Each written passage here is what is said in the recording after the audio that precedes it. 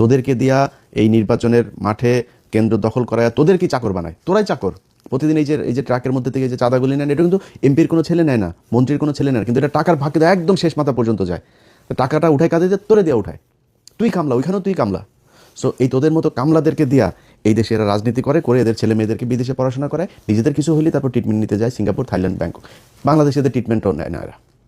এই যে নির্বাচনটা হইল, এই যে রাজনীতি হয়, এই যে রাস্তায় ধর্মঘট, হরতাল, পিকেটিং, কোনো দিন কোনো এমপির ছেলেকে আপনার পাশে পেয়েছেন যে সে রাস্তায় এসে তারপরে এটা করে? কোনো এমপির ছেলে আপনার সাথে এই যে ভোট কেন্দ্রে গিয়া তারপরে এই ভোটকেন্দ্র দখলের কাজে মারামারি করেছে, মানুষকে হুমকি দিয়েছে? কোনো এমপি এই নির্বাচনের সময় এমপি মন্ত্রী অনেকের ছেলে যারা এখন মন্ত্রী হয়েছে, এমপি হয়েছে, এদের অনেকের ছেলে দেশেই যায় নেই, ইউরোপে থাকে, আমেরিকাতে থাকে, অস্ট্রেলিয়া থাকে, কানাডা থাকে, পড়াশোনা করে। তাদের পাতলা পায়খানা হইলেও তারা সিঙ্গাপুরে যায় চিকিৎসা করতে।